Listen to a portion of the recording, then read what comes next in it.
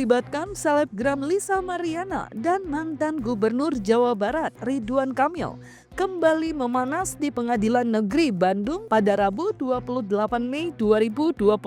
Sidang perdana gugatan perdata terkait hak identitas anak yang diajukan Lisa akhirnya digelar setelah sebelumnya sempat tertunda akibat absennya pihak tergugat. Lisa yang hadir dengan busana penuh warna memasuki ruang sidang didampingi kuasa hukumnya. Sementara itu, pihak tergugat RK kembali tidak hadir dalam sidang dan diwakili oleh kuasa hukumnya Muslim Jaya Butar-Butar. Kecewa karena lagi-lagi RK memilih tidak hadir. Kuasa hukum Lisa juga mempertanyakan legalitas kuasa hukum pihak tergugat, terutama terkait data krusial seperti KTP asli prinsipal pemberi kuasa. Majelis Hakim memasuki ruang persidangan. Hadirin dimohon berdiri.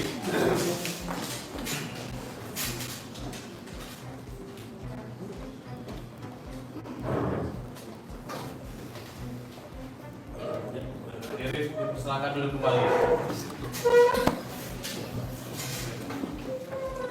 Akan menanyakan masalah legal standingnya dulu. Silakan dari pihak gugat.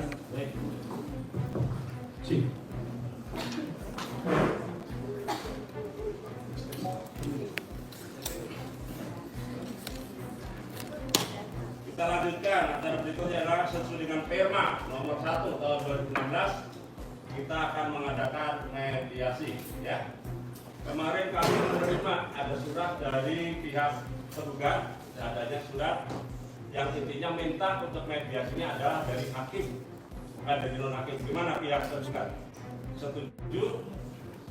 Atau bagaimana? Baik, itu ya. Tidak ada masalah, kita lanjutkan. Terima kasih, Bu. Ya. Saya no komen, Bang. Mengetahui apakah prinsipal itu asli atau tidak. Ya. Karena itu hukum acara yang berlaku, KTP harus dibawa. Ya. Terima kasih.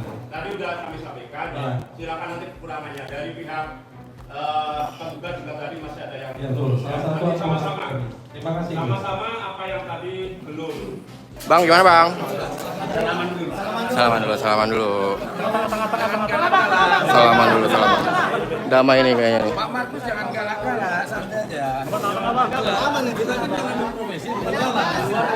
Harus bermartabat kita. Yang pada intinya adalah legalitas dari mereka masih ada yang kurang, yaitu KTP asli dari prinsipal si pemberi kuasa terhadap pengacaranya tergugat. Kenapa itu penting? Karena memang itu hukum acaranya. Kita bisa verifikasi apakah surat kuasa dan KTP itu betul nggak Bapak Ridwan Kamil yang memberikan kuasa. Itu yang pertama. Yang kedua, tadi bertanya dasar gugatannya apa, bolak-balik. Sekarang gini, saya mau sampaikan adanya upaya hukum gugatan kami ini adalah untuk mengetahui siapa ayah si anak ini kan, yang dijamin putusan MK 846 yang menurut keterangan dari klien kami adalah buah hatinya itu adalah hasil perbuatan dari Lisa dan Bapak Ridwan Kamil gitu loh. Tak ketinggalan, kuasa hukum Lisa Mariana menyoroti kewajiban hukum bagi para pihak untuk hadir langsung dalam persidangan, baik dengan atau tanpa didampingi kuasa hukum. Ia menyinggung kewajiban hukum bagi para pihak untuk hadir langsung dalam persidangan, baik dengan atau tanpa didampingi kuasa hukum. Pihak Lisa bahkan dengan tegas menyebut seseorang yang mangkir dalam proses tidak memiliki martabat dan itikat baik untuk menyelesaikan permasalahan.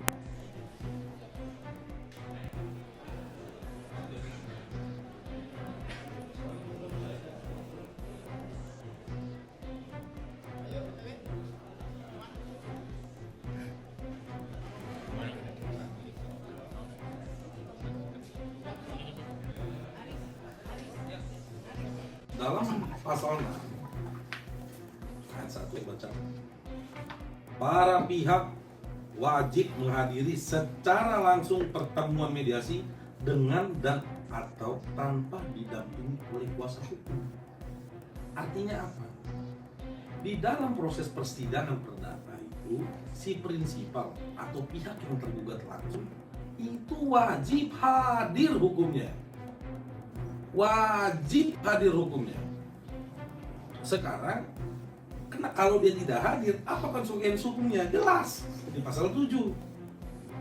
Ya, saya bacain. Para pihak dan atau kuasa hukumnya wajib menempuh mediasi dengan itikat baik. Klien saya hadir, walaupun dalam masa recovery, dia baru dari Malaysia, dia berjuang.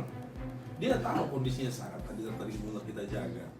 Saya sudah agak pusing nih Pak, apa saya bilang tahan. Kita memperjuangkan suatu hak identitas anak di sini. Justru yang kita pertanyakan adalah dari Bapak pihak Ridwan Kamil kok nggak hadir? Berarti ada dong tidak etikat baik dia. Khawatir nggak ada kekhawatiran, nggak ada, dijalanin aja. Ini aja, bisa mengalirnya aja betul. Gitu. Gue doain aja semuanya berjalan dengan lancar. Udah itu aja. Meski masih dalam masa pemulihan usai menjalani operasi bariatrik, Lisa tetap hadir dan menegaskan bahwa kehadirannya adalah bentuk tanggung jawab sebagai warga negara. Menariknya, ia mengungkapkan harapannya agar RK hadir dalam sidang mediasi pada 4 Juni 2025 karena ingin mencium tangannya. Menurut mantan model dewasa itu pun seolah tidak sabar untuk bertemu agar polemik di antara mereka bisa segera menemui titik terang.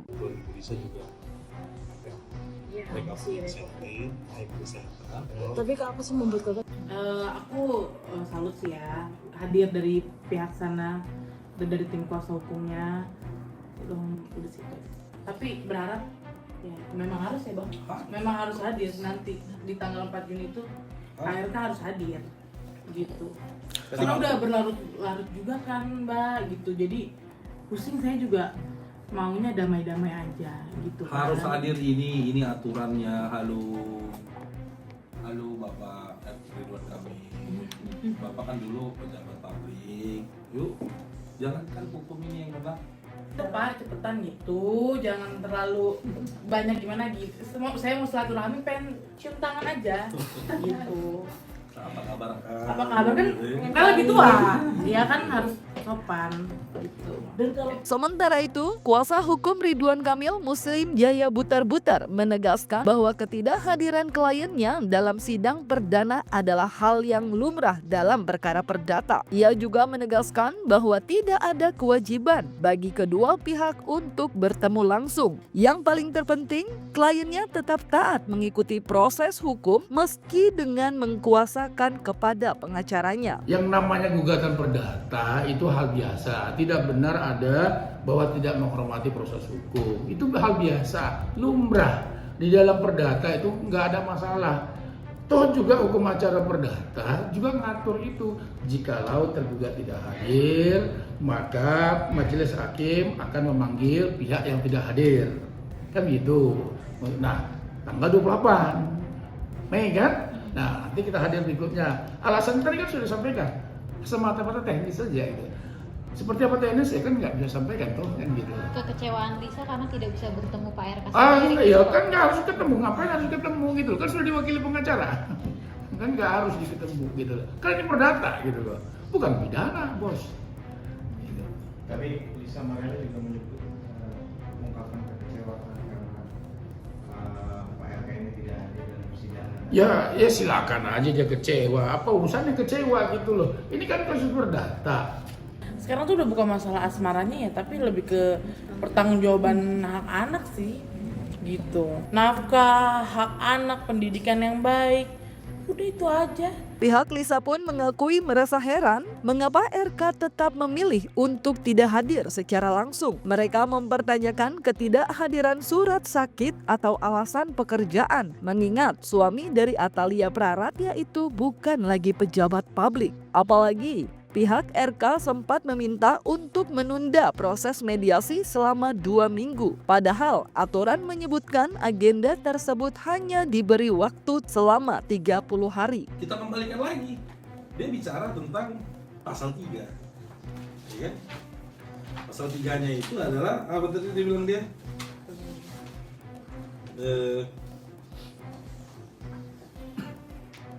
Salah juga itu dia pasalnya. Pada prinsipnya gini, menurut dari Bapak Muslim tadi bilang kan juga dari media bahwa boleh tidak hadir dikarenakan ada alasan sedang sakit, ya. sedang tugas luar pekerjaan dan hal-hal lain. Saya tanyakan dalam mediasi, surat sakitnya mana? Tidak bisa menjawab. Oke. Kedua, tugas kerjanya apa sekarang? Beliau kerja apa sekarang? Pejabat publik tidak. Dia sudah menjadi warga sipil. Terlepas dia mempunyai pekerjaan lain, dia tolong hadirkan kalau memang ada surat tugas kerjanya. Jadi apa di sini poinnya adalah kami ini sudah benar-benar serius, kok mereka main-main gitu. Dari IKTP juga tidak dibawa. Rekan-rekan lawyer tergugat itu kan katanya sudah senior. Kok nggak tahu gitu, sidang pertama legalitas harus ada KTP gitu. Tidak ada terlengah-lengah. Dalam mediasi juga dibilang, kami boleh nggak minta waktu 2 minggu katanya. Loh, saya keberatan. Bagaimana minta 2 minggu sedangkan jadwal persidangan mediasi dalam undang-undang hukum acara pun 30 hari? Apa maksudnya gitu? Kalau memang mereka siap untuk menghormati dan prosedur hukum, seharusnya 1 minggu siap. Dan akhirnya disetujui oleh majelis hakim bahwa penundaan mediasi itu 1 minggu. Jadi tanggal berapa? 4. Tanggal berapa? 4. Jadi kurang lebih update dari saya. Ya kita menghadapin aja gugatannya seperti biasa toh. Ini kan gugatan perdata seperti biasa. Ya kita ya jawab gugatannya seperti biasa juga gitu loh. Ya tentunya kami telah satu-satu apa sih isinya kan begitu. Apa sih bunyinya, apa sih positanya, apa sih petitumnya kan begitu. Nah tentu nanti kami telah seluruhnya, ya nanti kami jawab satu persatu gitu loh. Poin terpenting dalam gugatan yang dilayangkan Lisa terhadap RK adalah terkait kejelasan status buah hati. Salah satu cara untuk membuktikan siapa ayah kandungnya adalah dengan melakukan tes DNA. Namun entah mengapa sampai detik ini hal itu belum terjadi. Padahal pihak RK selalu minta Lisa untuk membuktikan klaimnya. Bahkan mereka melaporkan Lisa secara pidana dalam kasus dugaan pencemaran nama baik yang kemungkinan besar juga akan melakukan tes DNA, sehingga sudah sepatutnya hal itu sesegera mungkin dilakukan sehingga kebenarannya akan dapat terungkap. Tes DNA itu tidak akan bisa dilakukan oleh satu pihak saja. Dalam artian ketika ada anak yang kita suspek atau yang kita duga, misalkan si ibunya adalah Lisa, klien kami mengatakan bapak anak saya si Ridwan Kamil loh. Ridwan Kamil tidak mau mengakui. Tapi kan yang mengucapkan tes DNA pertama kali dari mulut siapa? RK melalui kuasa hukumnya. Jadi kalau ditanya, kalau dia tidak hadir apakah bisa tes DNA apa enggak? Hukum di acara kita ini sangat jelas. Mediasi ini deadlock akan masuk materi pemeriksaan materi pokok perkara. Jadi mau dia hadir tidak peduli memang dia siapa. Hukum di Indonesia ini harus tetap ditegakkan, dijalankan. Kalau nanti gugatan kami dikabulkan oleh majelis hakim, secara paksa RK harus melakukannya. Dan secara transparan ya bang? Harus transparan. Kami juga tidak mau itu hanya satu kali tes DNA.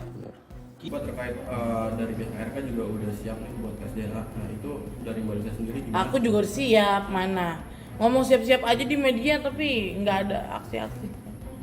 Enggak, karena kan tes DNA juga kan harus mengikuti prosedur hukum kan, katanya gitu kan. Ya sudah, diikuti aja.